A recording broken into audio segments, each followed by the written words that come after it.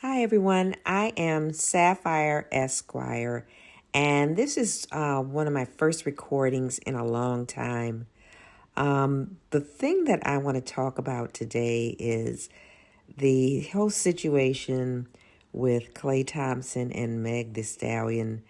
I don't usually like to talk about celebrity issues or personal things involving celebrities, but it's become such a big story and I see people kind of going way far afield with it and getting a lot of things wrong and kind of just doing a lot of gaslighting and not really talking about the real issue. So I want to go really get into this. And the title to this video is actually, we really do have to tell the truth about Meg The Stallion. Now, to start off, I want to let you know I really love Meg The Stallion. I love her music. I think she's beautiful. She's confident. I mean, she has a lot of things going for her.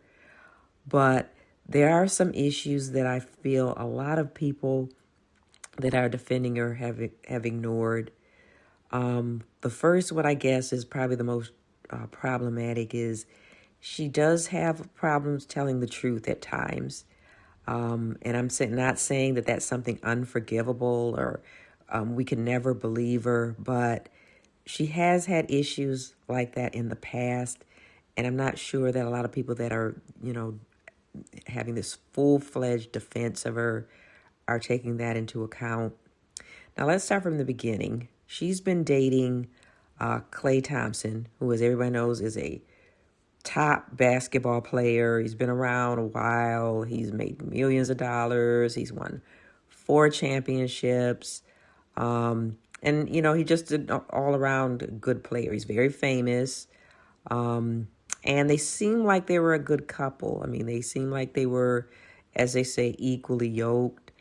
One thing, he's a basketball player, so he's very tall. Megan is very tall. They look really good together. They were a very attractive couple. And I think a lot of people invested in that.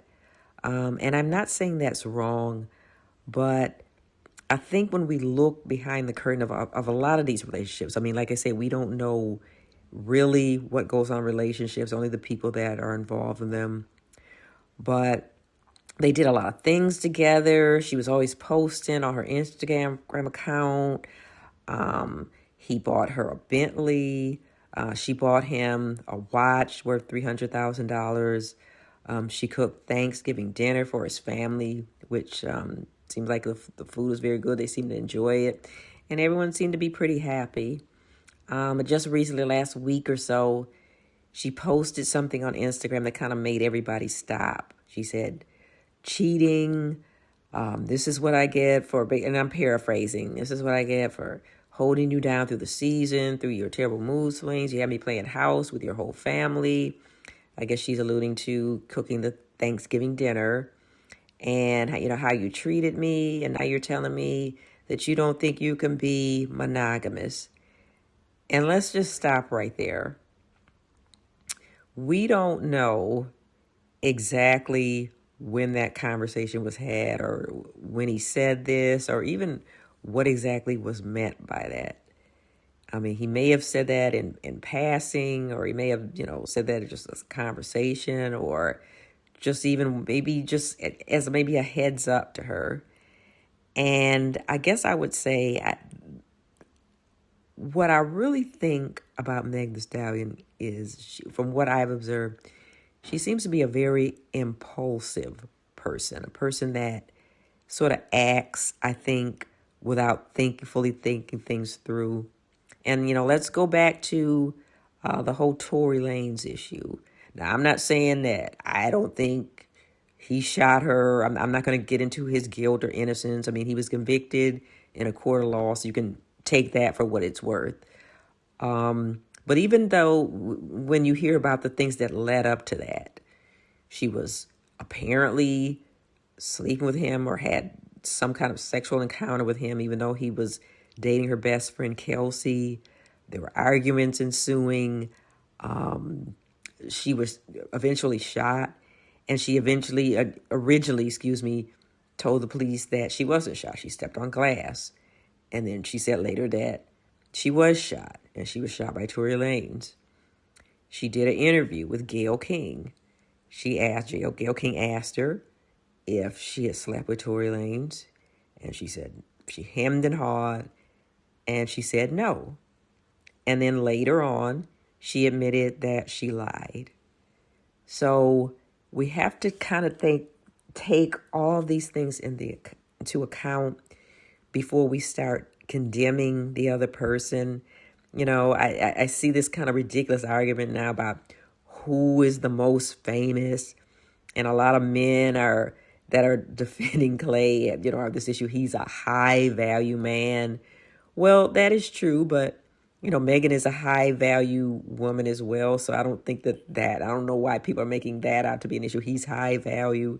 I think many people would say she's high value. And then another thing is who's the most famous, whether or not he's more famous globally and she's famous. I mean, I think they're both very famous globally.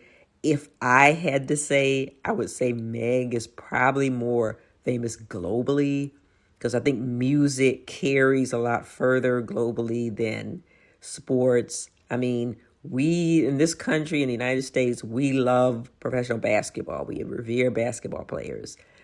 But other countries, they don't have the NBA. They don't watch basketball. They don't, play basketball. They don't have basketball in their schools. So I don't know if it's as big worldwide as, say, music. Our music, goes around the world, and it's a kind of thing that's, I feel, more global.